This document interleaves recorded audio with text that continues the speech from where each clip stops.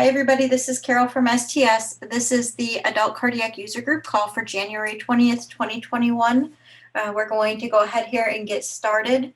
On the line with me from STS, I have Jane Hahn, Leanne Jones, Emily Conrad, Addie Dolan, and Melinda, who is our consultant, and she manages the FAQ mailbox.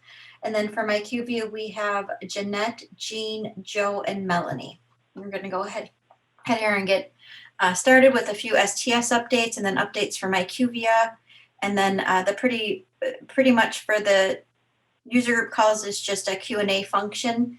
I have the Q&A box open. We don't have, I don't know if I have the raise hand function on yet. Hold on, let me see. Oh, I do have the raise hand function. If you need to speak, feel free to raise your hand. But if we could try to route everything through the Q&A so we are able to track the questions, that's actually really helpful for us if we need to do follow-up. If you have an open ticket number, please include that with your question. The next one is the important dates. Oh, I also wanted to point out that we have updated the slides for 2021, so I hope you like the new look. The important dates for adult cardiac, we have a user group call today. We have the monthly webinar on February 3rd at 2 p.m. Central Time. Harvest one is closing on February 12th, and we cannot extend the date. Opt-out will be on the 15th, and then we have the public reporting refresh for adult cardiac using Harvest 1 of 2020 data, which is through December 31st of 2019. That will be occurring in the early springtime. Just a quick update, some that we've covered on the last webinar. The January training manual has been posted. The Harvest 1 benchmarked report and Harvest 2-3 risk-adjusted and benchmarked report are in beta testing with the beta users right now. Beta testing closes on this evening at 5 p.m. Eastern Time. IQVIA is working on the feedback that we received from the beta sites and hopes to have that implemented as soon as possible. They're reviewing it and doing some investigation on a few of the issues that were noted. Nothing too major, but some of the calculations that they're working through to make sure that they have, make sure their programming is up to speed. And then we we'll have more information tomorrow on the release of that, but it is coming very soon and it's right around the corner. STS will notify folks when those reports are available to the entire community. Harvest 2021 schedule is posted on the website. And again, we cannot extend the Harvest 1 deadline, which is February 12th. So it's very important. I know some folks are getting told to give vaccinations, or you're having influx of COVID cases at your site.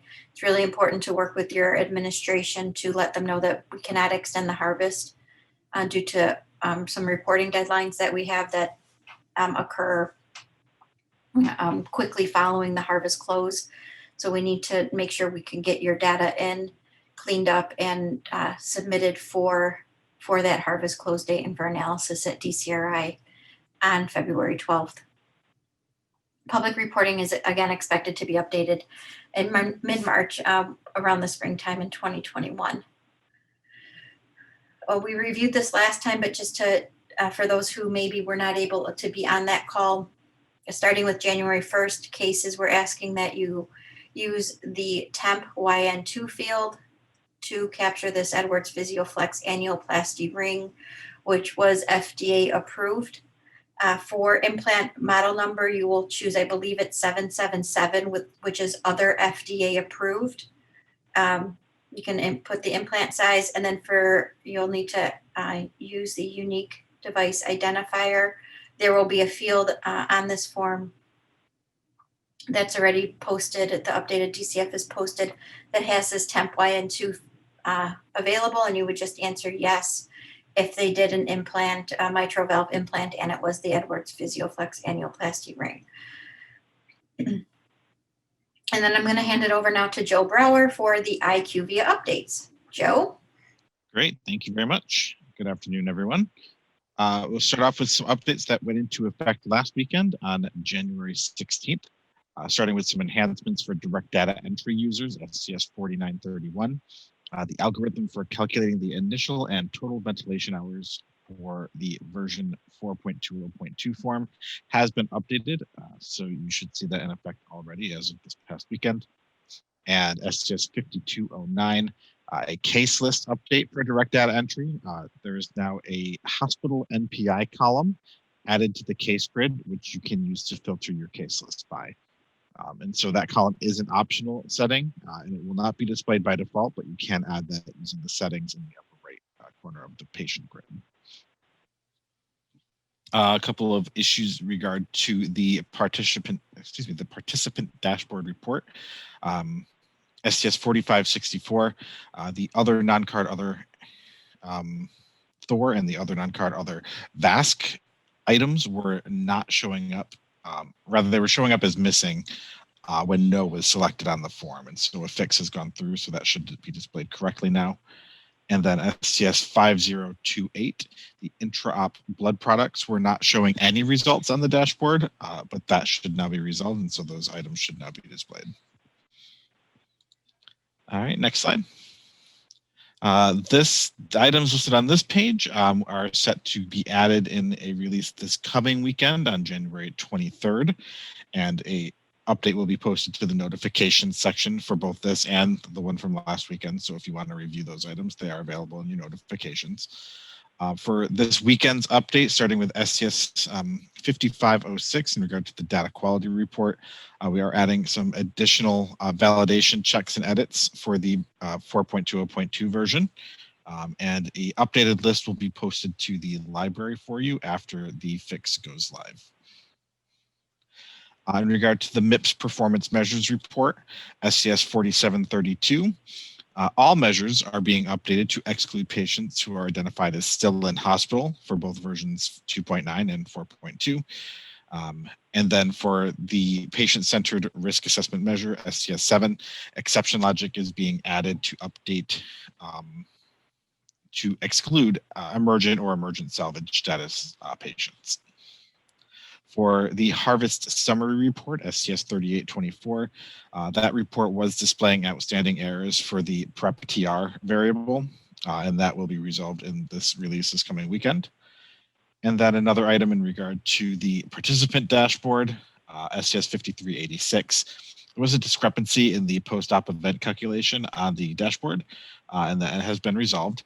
The total number of cases that were answered for deep sternal infection, mediastinitis, was greater than the number of total cases that were answered either yes, both, or yes, infectious for surgical site infection within 30 days. And so that calculation has been corrected. And so those numbers should display correctly after this weekend. Great. All right. And so for this page, the ACS, the risk adjusted dashboard, the star rating, that is displayed. If you look at the little picture on the right side of the slide, for some of you who are using Internet Explorer version 11, or excuse me, greater than version 11, you'll encounter an issue where there's kind of an ellipsis displayed after the stars. And that is because Internet Explorer is not a supported browser. And so if you're using Internet Explorer, you are going to be seeing that issue. So to get around that, just use a different browser. You can use Chrome, Edge, or Firefox. Any of those should display those results correctly. All right, finally, we have one last slide here for some issues that are currently under review. We are working on an issue that has been reported for the non-analyzed participant dashboard, where the operative mortality variable in calculations are not showing how you'd expect them to display. So we are working to make some updates and improvements for that calculation so that the operative mortality variable in that report is a bit more useful to you and a bit more in line with what you would expect to be seeing for that. Very good. Thank you, Joe. That's it. Thank you. Thank you. Okay, and then the IQVIA support plan, nothing's changed. Reach out to IQVIA. We have calls with DCRI and IQVIA, kind of touch bases once or twice or sometimes more a week. And we heard from DCRI that They're seeing quite, for sites who have questions about their risk-adjusted reports or why they are not receiving a star rating or why they received a certain star rating, that sites are reaching out both to DCRI and IQVIA. All questions should first start at IQVIA. IQVIA is able to answer those questions for you. So if you have a question related to that, please reach out to IQVIA instead of DCRI. We will route your questions to DCRI if we're unable to answer those either through IQVIA or the STS support. So please reach out to the STS tech support at IQVIA or the phone number first, and then it'll get routed appropriately. Just to help make sure that we get you the answers as quickly as possible. DCRI doesn't have that readily available as they will at IQVIA. And then we have the additional resources. The STS tech support at IQVIA is the email if you have questions about your uploader or any of the reports. The National Database Feedback Form is available as well. And then my email address if you need to reach out to me. And now we're going to go to the open discussion Q&A, and we want to hear from you. So feel free to answer questions. And I'm going to go first to Nancy Satu, who has a question about what years do we need for MPI anesthesia hospital to enter the MPI for anesthesia if you participate in the anesthesia section. So Nancy, the MPI for the anesthesia section applies to the years that you've participated in the anesthesia section. I sent you an email earlier today. If you have additional questions, please respond and I can check further into that for you. Next question. I'm going to go back to the timeline slide here because I think there was a few questions on the timeline slide. Sorry, Carol, this is Jeanette, just on the IQVIA side. So I just wanted to confirm that the history of your anesthesia enrollment or non-enrollment hasn't been shared with us. So those validations are actually going to be applicable for all of the submissions that occur to the data warehouse at this time.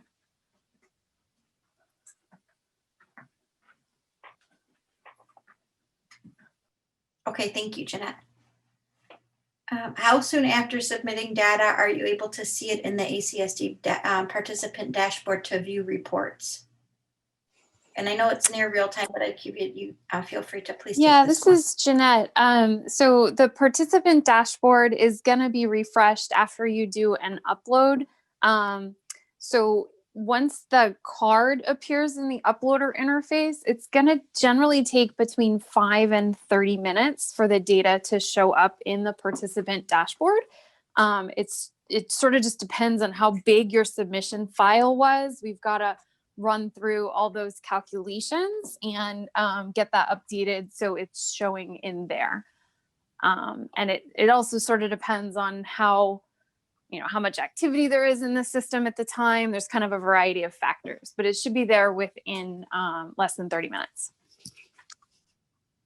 Thank you. Thank you, Jeanette.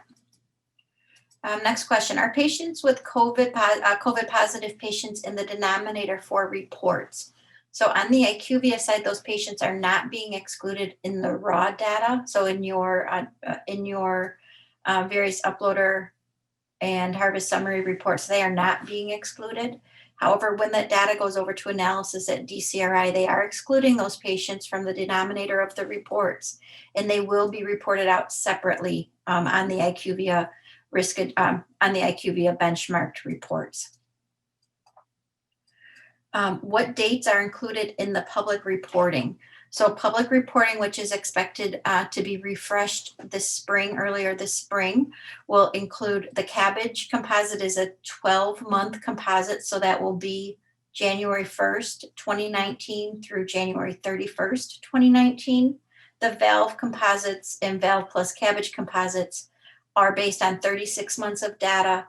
So that would be January 1st, 2017 through December 31st of 2019.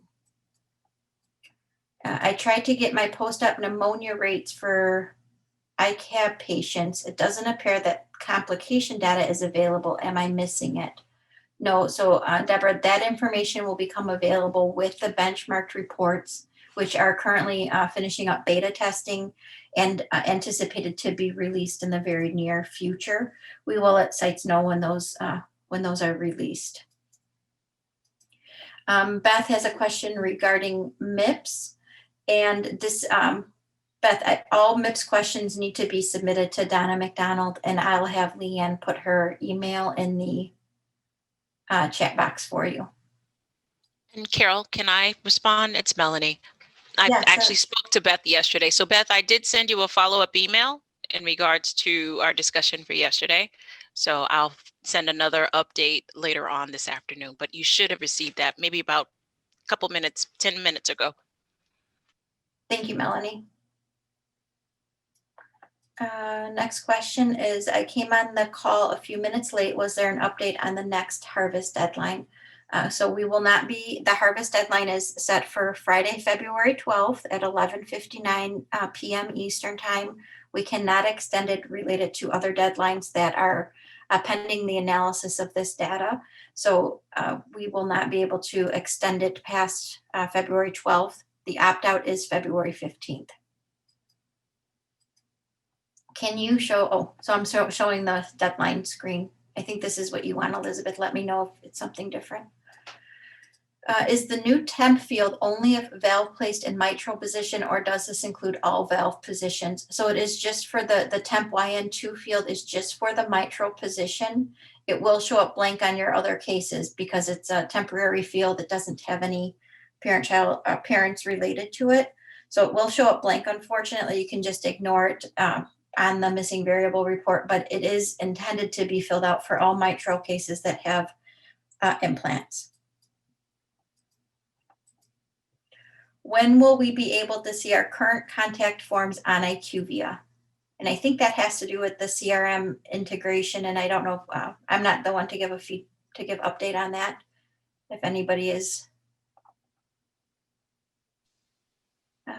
Okay, I think it's coming soon. We're still working on the CRM integration, which is our participant management system. We're still working on the integration between CRM and between STS and IQVIA. So it should be soon. However, if you need to get that list, you can email us at stsdb.org. stsdb@sts.org. Oh, Jane, did you want to take that question, or did I get it okay? You were perfect, Carol. Thank you. Okay, great. And we'll put that email in the chat box for issue Lee.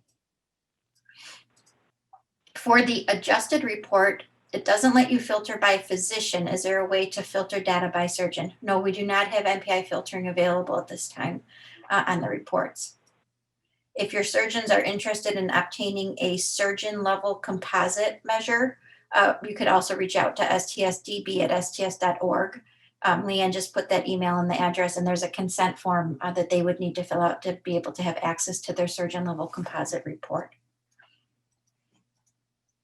Can you give me more info on COVID-19 patients being excluded from star rating? Is that any patient tested time pre and post-op COVID positive test, any inclusion or exclusion? So it's any patient who's tested positive for COVID. We do not have a time exclusion currently applied to those patients. So any of the yeses would be excluded. And I can, oh, I wasn't in full screen mode. Sorry about that, everybody.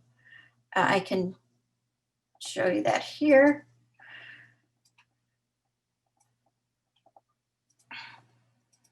Oopsie. I bet everybody's getting really good at navigating the website now, watching me do it so many times. So it's under registries and research, adult cardiac surgery, and then I'm just going to the DCF to show you those COVID fields where it's being excluded. It's any of these yeses, harvest code 11 through 14, that are being excluded from analysis at this time. The STS surgeon leadership and our research center are doing additional analyses on these patients, and further recommendations will be data driven regarding exclusion from subsequent harvests. At this time, it's NES. Is there any documentation on the STS website regarding suggested fields for internal auditing? We don't have anything specifically posted. That's a great question, Heidi. We don't have anything specifically posted for auditing.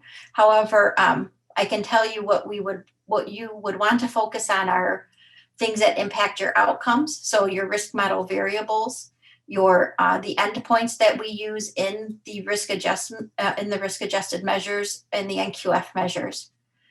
So those are probably the most important. Again, that would be your risk adjusted variables, and your post-operative complications, things that are used in the risk adjusted endpoints.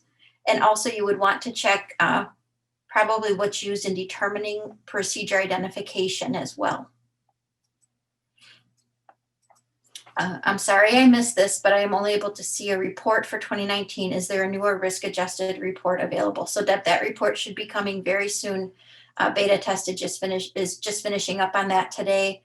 And IQVIA is working on some of the feedback that was received, and we'll have a better timeline later this week as to when that will be released. Are there how-to videos on how to view the STS harvest reports? So this is, Vanessa, I think you're asking if there's educational videos on how to use the risk adjusted and benchmarked reports that come out. And I'm not sure if they're posted yet. Melanie, would we be expecting to have these, or are we just using the webinar? Jeanette, we've got PowerPoint overviews posted. We got some feedback from the user community that the videos are a little bit hard for you all to pull up and just refer to like a section quickly. So right now in the system, we do have the overview, the PowerPoint overviews posted, which will allow you to sort of see all the sections in there and then jump to the individual area in order to maybe get a quick answer to your question. And that's posted in the resource library in the system currently. There have also been some walkthroughs of the reports in these sessions that are recorded and available for your reference if needed. Great, thank you, Jeanette. And again, that's on the IQVIA platform in the resource section. Early in the pandemic, there were limiting testing sites and limited supplies. Therefore, patients who might have had COVID were unable to be tested. Later, antibody testing revealed the patients actually had COVID at that time. Since STS only accepts PCR tests for COVID, how is STS resolving the equity between sites for timing of the pandemic surges and testing inconsistencies? So we are still sticking with the positive PCR tested is needed for exclusion of those patients for analysis. My chief surgeon told us that the cabbage composite was going to a rolling 3-year period, just like valves. When is this happening? I'm not sure that that is correct. It will be going to a 3-year or a 36-month time frame. We don't have a time yet. It will be happening in 2021, and we will let sites know when that is going into effect. Can we review the first 3 minutes of the announcement? So I'll just put this up on the screen. You have the dates here that are coming. That's been up there for a while. And then the harvest reports are the harvest one benchmarked and harvest 2, 3 risk adjusted and benchmarked are just finishing beta testing today. IQVIA has received feedback from the beta testers who have spent endless hours reviewing it, and we anticipate to have those reports out very soon, as when IQVIA goes through and makes some adjustments according to the beta testing feedback. We anticipate those reports hopefully next week sometime, but we'll inform folks when we do have those posted. Can you please actually show the public reporting information you talked about, please? I'm not sure what you're looking for, Donna, but the public reporting information is available on the STS website. So if you go to registries, STS public reporting, you can find more information here on public reporting and what goes into each of those. I'm not sure if I answered your question, but please provide some more detail if I totally missed it. I am unable to hear this presentation and the phone number provided says I'm dialing incorrectly. I have just a question. When do you expect any anesthesia reports to be coming? So Leanne, would you mind typing in the answer that they will be released with the benchmarked reports that are hopefully coming in the very near future? Yes, ma'am. Thank you. If a surgeon would like to discuss a metric or data element with the STS surgeon, how can that happen? So first I would say to submit that question either to me or to Melinda at the STS FAQ mailbox. Feel free to submit it to me and I can have one of our ACSD surgeon leadership members reach out to your surgeon to discuss that data element. My email, I'll put it in the email in the chat box for you.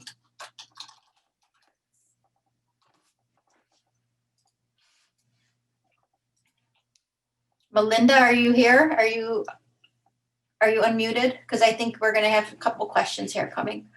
I'm here. If question for VAD implant is no, should VAD explant be answered, or should that question gray out? Oh, or should that question gray out as unavailable? Well, no, because I still think you can have an explant even if you don't have an implant. Yeah, it doesn't gray out, and I've just been telling people to answer no. Yeah, If that's it's not an how. explant. So let me pull that up real quick on the DCF. I've had quite a few questions about that come through the mailbox. Is it an issue with the form, or is it just that? I think it's just a child of the VAD, and so it has to be answered. That's my general take on it. Yep, that's true. So you can always have an explant without having an implant. So the explants are, you could have an initial explant and never have another implant, or you can just have an explant for whatever reason. So that there's no parent field here besides that a VAD procedure was performed. So if there is not a mitral physio ring implanted, do we code no or leave blank? If there was a mitral procedure performed and there was an implant, then you would answer temp YN2. If that implant was mitral physio ring, you would answer that as a yes. If there was not, if the device that was implanted into the patient was not the physio ring, you would answer no. Otherwise, you will leave it blank. Melinda, for patients readmitted with COVID, what reasons are we selecting? Well, you know what I've been telling people, it depends on what their presentation is with the COVID. Yeah, I agree with that. And with that, we have to look at it on an individual basis and what the primary problem that was treated and care that was provided. So Yeah, it would be driven by their symptoms, correct? correct. Okay. Is there a way when running a report to also have the MRN populate on the exported report? IQVIA, that one's for you.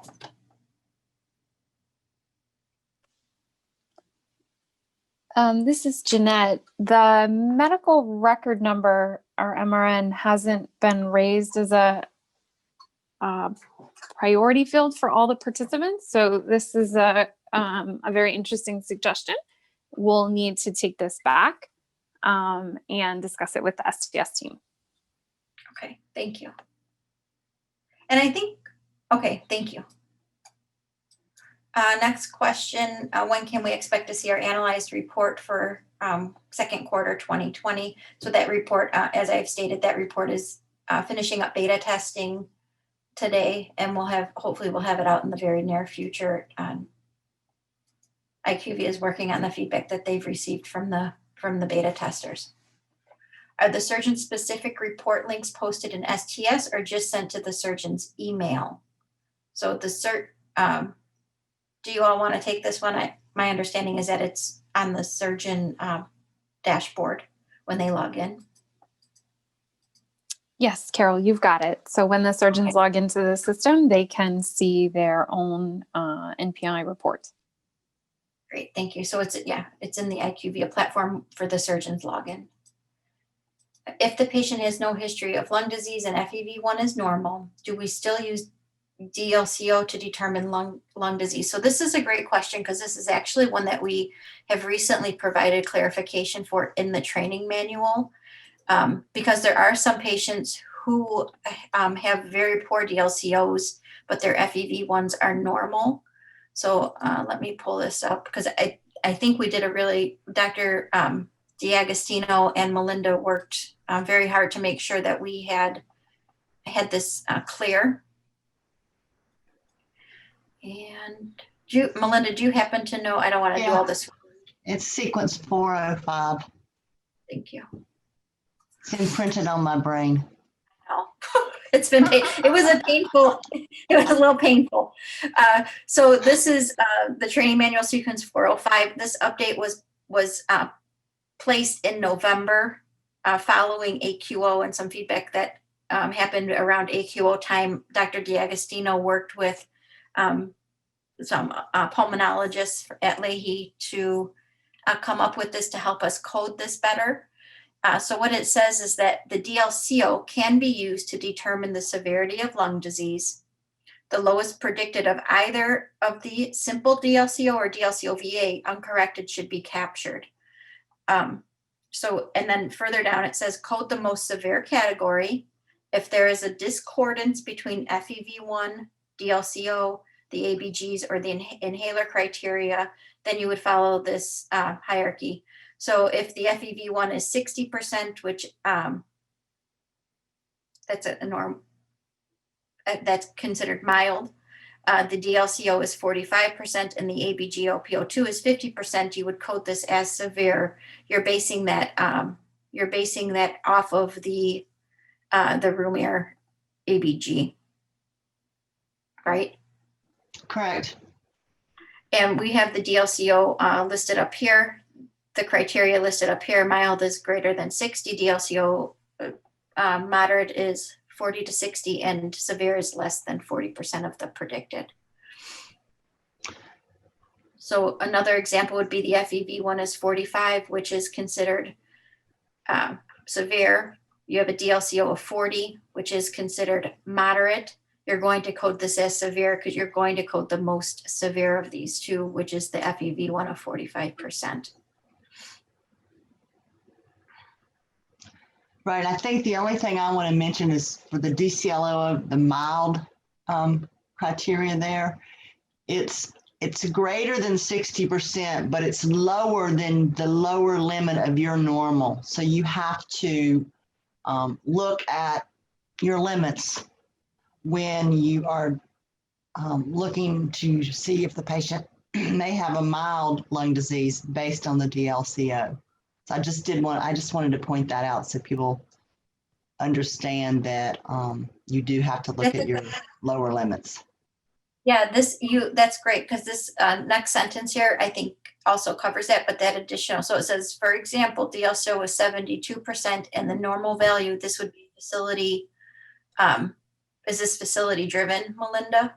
Yes. What the normal values are? Okay. So if the normal value at your facility is considered 80 to 120%, then for your facility, this 72% would be considered mild. Great question, Marina. Can you please give the dates of the IQVIA dashboard walkthrough so I can reassess them? I think we've been doing walkthroughs on all of the monthly webinars. So you probably want to start with January's webinar because I think Rhonda did a walkthrough on that one, and then December's. There's also things posted in the IQVIA resource section on the IQVIA platform to help with those. Just a suggestion, Cisco WebEx has a closed caption function that transcribes the audio of the meeting that could possibly help with searching through past webinars. Okay, thank you. The VAD explant question actually is open and you have to answer it twice.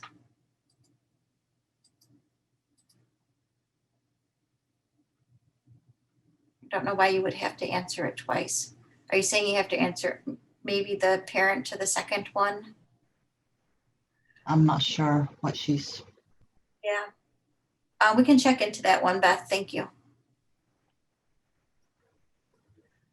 What is the advantage or reason to sign up for the anesthesia component in addition to the ACSD? The anesthesia component gives you more specific data related to the anesthesia care of that patient from OR start to usually it's 1 day, 24 hours post OR. So your anesthesiologist can use that to monitor the intraoperative care of that patient and how they're doing post-operatively. I'd be happy to answer more questions, Julia, and we can go through the anesthesia section in more detail if you have specific questions. My email is in the chat box there.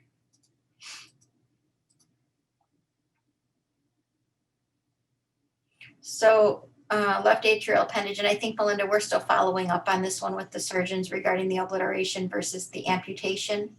we had to cancel our last meeting with them. So that's on the queue for the next meeting. Okay. Could you show your slide about the new mitral valve field? Yep, okay. Got lots of questions today. If you leave it blank in Navion, it arrows out the temp field. It errors out. That's probably vendor. I would suspect that would be vendor specific. And if it's making you answer, just answer it no, Katie, if you're not using that valve. Okay. Is mortality all cause if we have a patient that expired on day 27 because an oxygen tank blew up? Does that count against the same as car accidents and death? Yeah, unfortunately it is all cause mortality. So regardless of the cause, you would still count that patient as a mortality.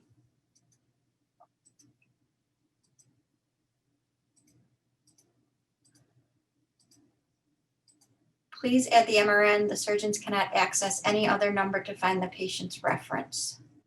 Okay, we'll take that back, Heather, with IQ, like Jeanette said, and review that with IQVIA. Okay, according to the training manual, if a patient discharges to hospice, we are supposed to count them as an operative mortality. Is this true regardless date of death? Yes, it's true. No matter when that patient expires, that patient is counted as an operative mortality. What if the patient discharges home, then gets hospice involved post-discharge? Should they code that patient as a mortality? No, we're looking for patients who are discharged on hospice for that field. Reading the, no problem, Marino. It's that the DLCO questions in the FEV one for CLD are really difficult. So anytime you have a question, the training manual says that it can be used, not that it should be used. So am I clear that we should use it regardless? Yes. For Melinda, if pre-CPB anesthesia does not notate AV regurg, and upon post-CPB, they note prior to leaving the OR, anesthesia notes LV function, but no valve assessment, we are not to resort to pre-op echo, correct? My understanding is that we should code not documented. Am I understanding this? Yeah, that we're looking at the intraoperative fields. Yeah, she said that pre-bypass, they didn't notate AV regurg. So that would be not documented. And upon post, they don't document it either. So I'm just saying, yeah, both would be not documented. If I understand your question, Heidi, that's what I think. Heidi has her hand raised for, I think she wants to clarify. Okay.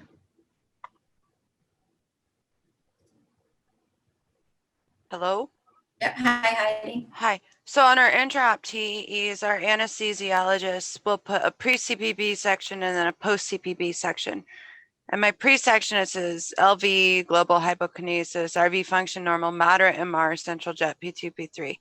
My post says blah, blah, blah, blah, blah, blah, blah. Remainder of exam is unchanged. So neither one documents my aortic regurg within the intra-op TEE.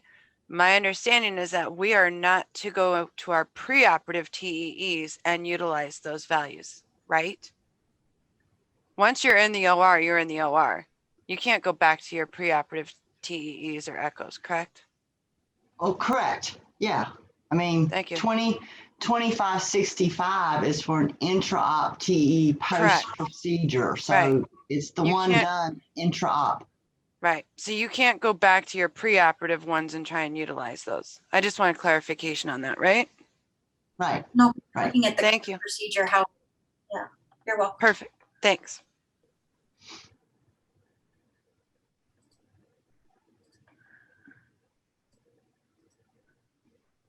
Sequence 405 typo DLCO, not DCLO. Thanks, Emma. Thanks, Emma, for my dyslexia. You're pointing my dyslexia out.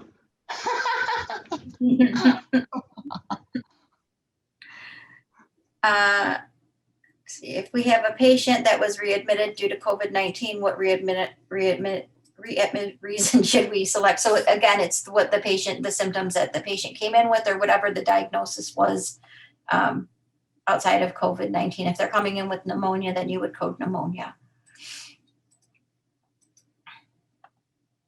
Is an MVR plus a tricuspid valve repair equal to isolated mitral valve? Yes, as long as that mitral valve replacement was done as a planned procedure or a due to unexpected disease or anatomy.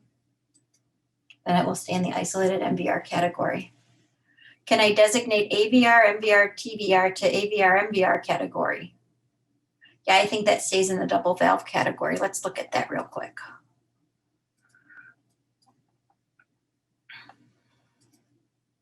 So I'm going to the PROC ID chart and I'm going to look for the double valve. I think it's PROC ID 8. So we start with 1 through 4. Oh, I'm sorry, it's PROC ID 6. So the AVR, MVR, and you're asking if that patient has an AVR, MVR with a tricuspid valve repair, where that goes. So I will look for tricuspid valve procedures in the left-hand column, and it says all tricuspid valve repairs are allowed.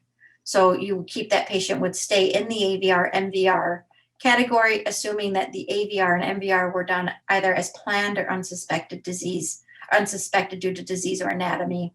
It will stay in the AVR, MVR category. You're welcome, Marina.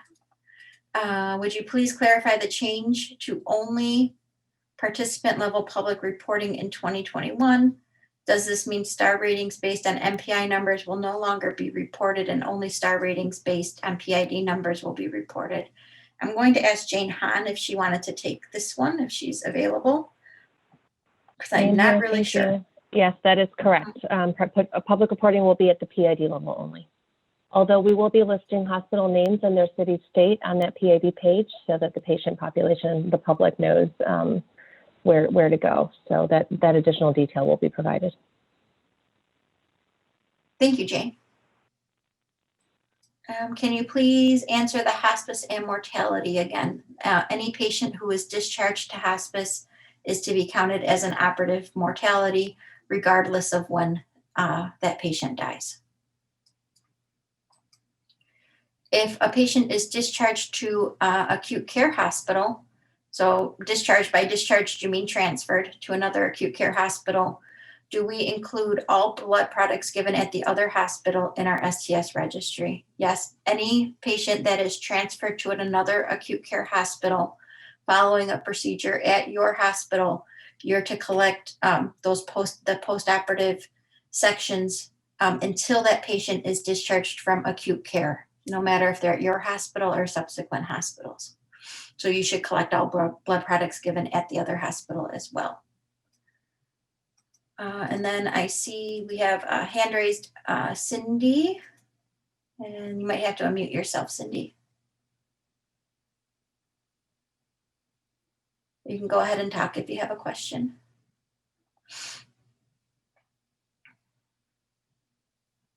Okay, not hearing you, so. Okay, another question. So Cindy, if you have a question, oh, there you, never mind, your hand went down. Okay, another question is an AVR plus aorta root considered isolated AVR? No. No. these procedures, the AVR with any aorta is not considered an AVR procedure.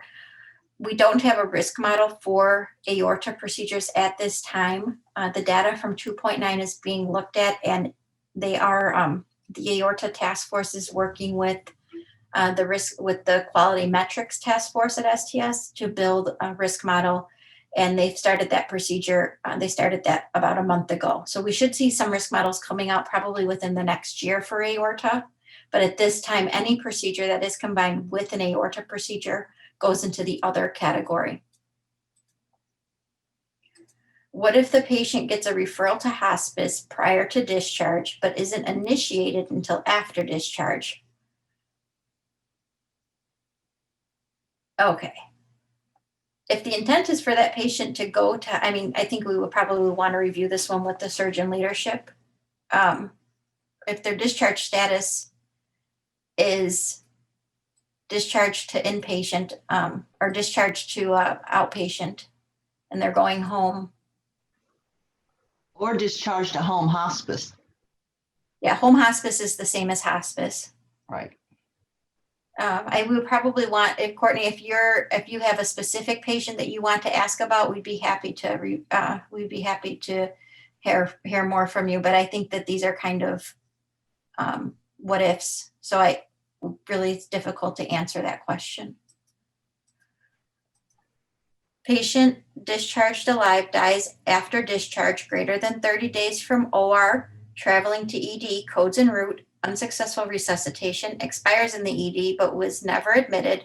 What do I code as the location? We've had this one before, Melinda. How have we answered that? It's out of hospital. It's because ERs are outpatient areas. So yeah, these patients don't count as readmitted, right? Because they were not, right. not readmitted yet. Okay. And I think that the death location is out of hospital, or I can't remember the exact choices we have, but it's not in the hospital unless these patients are inpatients, which usually they're not. If they this one wouldn't count as an operative mortality either, because it's greater than 30 days from the procedure date, and they were not in the hospital. So this would not count it as an operative mortality either. Correct. Okay. I recall from previous webinars that we are not to code preoperative echo valve assessments with no regurgitation documentation by opening up parent field regurgitation and code the child field not documented. I'm not sure what's going on there. I know what Kevin's talking about. So in all the pre-op fields, it's just a yes or no, whether you have regurgitation. And if there's no mention, then the answer is no, you don't have it. Don't open up the field and answer not documented. But I don't know what he's asking about the intra-op, because I think it's not the same. It's not the same parent-child setup. So intra-op, if I'm not mistaken, you can answer not documented. It's a choice. And it's not a parent-child like it is pre-op. I hope that answers your question, Kevin. Yeah, thanks, Melinda. Patty's asking about the aorta risk model, what categories will be included, and that's what it probably will not be dissection. They're looking right now at aneurysms, and they're looking at from root to zone 3 right now, and it will be kind of they're really difficult to build because of the way there's not just one type of procedure. So right now, yes, it is just planned. They're looking at just aneurysms, and they're looking at the zones that I just said, zone 0 through zone 3. But they're really in just the very beginning planning stages of this. So the week before Christmas, we went through and pulled out variables that they were going to have the statisticians pull out at DCRI to do a little bit more investigating to look at weights and impact and things like that on various risk factors and procedural factors for these patients. So it's really just in the beginning stages, but it is on its way. So is it other? I don't know what Elizabeth's referring to. So sorry, I'm still focused on these procedures. That's okay. The procedure reference was AVR, MVR, TV repair. You answered it. It's a double valve. Does it hold true for TV replacement? So you'll find when you look at the PROC ID chart, we're still going to look at AVR, MVR for PROC ID 6, and we'll go down to the tricuspid valve section here. It says all tricuspid repairs are allowed.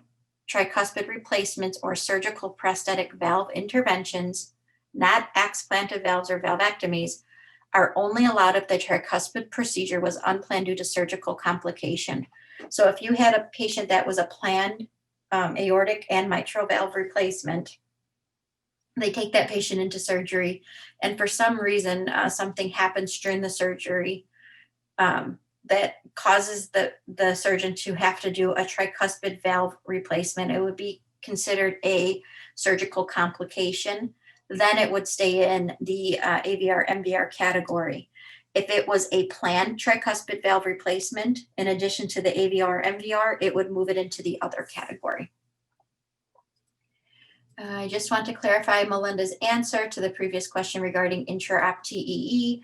If the result of the intra-op TEE post-bypass states remaining valves unchanged, then we can capture the valve assessment stated in the intra-op TEE prior to placement of CPB.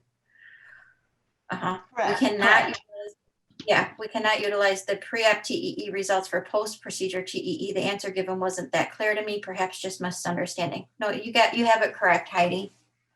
So I think the question before was there was no documentation in the pre and there was no documentation in the post. So we just documented it as not documented. This, in my mind, is a different question because this is a pre-op, this is an intra-op TEE done pre that actually assessed the valves and in the post said all the valves are the same, nothing has changed. So then, yes, you can use the pre-results that were addressed, the pre-intra-op, okay, results that were addressed in the post. Oh, it's not Heidi's question. It's not Heidi's question. Somebody else's Heidi? I didn't see that was Heidi. Yeah. Sorry, Heidi. Heidi's got it. It was somebody else asking this question, Melinda. Oh, okay.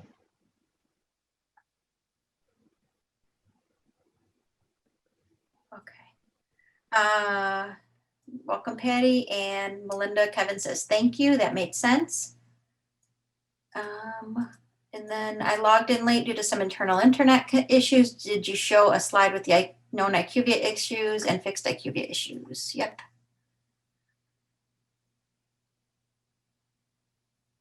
I'll scroll through the slides. We have a couple minutes here, so I'll just let them up on the screen there. Okay, and then sorry for location. There's no choice for out of hospital, just other, referring to my question, patient expired in ED. So it would be the, oh, sorry, Elizabeth. Yeah, so it would be the other option.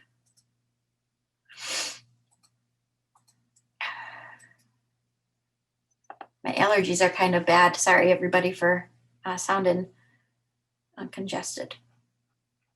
So I'm just going to scroll. I'll show you. We'll look at the choices together, Elizabeth, so we can all see what we're talking about here. So you're looking for location of death, post-discharge death location. And for this one, you would just code it as other. Would you code it as other, Melinda, or would you code it as home? I think it's coded as other. I think that's actually in the training manual. Let's see. Because it wouldn't be home because they were in the ED. Yeah, I remember talking about this. That's discharge location. Let's go to death. Oh, here it is. Yeah. So this was the note down here. As a patient died within 30 days of discharge. Yep. This is a little bit different than yours, but cardiac arrest is documented in the ED, code other for this death location, since technically the death was outside of the hospital. So for that patient, Elizabeth, you would code other, as Melinda said.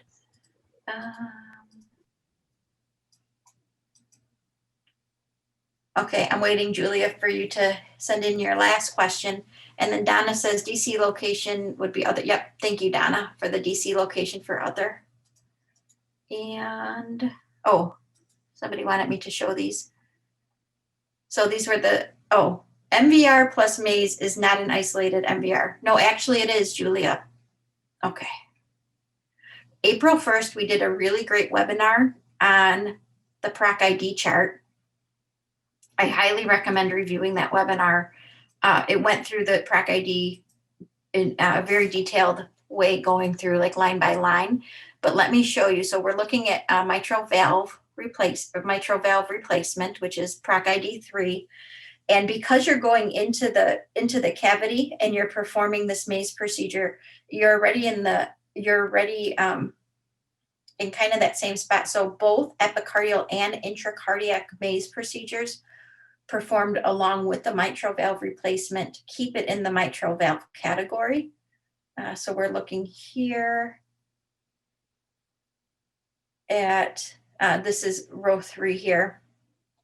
And it's not used in this calculation, which means that we don't even look at this. So we don't even look at these fields to say if it should be removed. It's automatically included unless there's something here that says what part of that, what part of this would be an exclusion or inclusion criteria. So the Afib lesion location keeps it within the mitral valve replacement category. If we looked at, the first one is, we'll look at CABG. If they did a CABG and they did an Afib lesion location and they had it marked as either epicardial, none, or missing, this would keep it in the category. However, the intracardiac Afib lesion location is not listed here. So that means that it would, would move it out into the other category. When it's not used in the calculation, it just means that it doesn't matter what the answer is. It doesn't have any impact on if it stays in or stays out as an isolated procedure. So for your case, the mitral valve replacement plus maze, it is considered an isolated mitral valve replacement because we don't look at this to determine the procedure identification. It does not matter what's answered here for mitral valves. And you're welcome. Oh, we had a lot of questions today. Thanks, Melinda. And thank you, Jeanette and Melanie. Anything else? Carol. Yeah, that was a good one. Oh, I'm still going through these issues here, slowing these slides real quick. So I don't know if you have any questions, but I'm just gonna keep scrolling through. So again, Carol, these are also posted. Sorry to cut you. Oh, These are also okay. posted under the notification section within Oh. the platform. Okay, so these are already posted, and if you need to refer to them, you can go over to the IQVIA platform and find them there. Thanks, Melanie. You're welcome. Who was that? Who was asking that question? Okay. Oh, I think it was Victoria. So Victoria, just go ahead and log into IQVIA and you'll be able to find them there as well. And any other questions from folks? Okay. All right. Thanks, Oh, you're welcome, Victoria. You're welcome, Angela. You're welcome, Cyrus. Anybody else have any questions? If not, we'll call it a day. Thanks everybody for joining. Thank you, Melinda and the IQVIA team and my STS colleagues. I really appreciate your help on these webinars, and thank you everybody for joining. I hope you all have a great day. Stay healthy and safe. Thank you.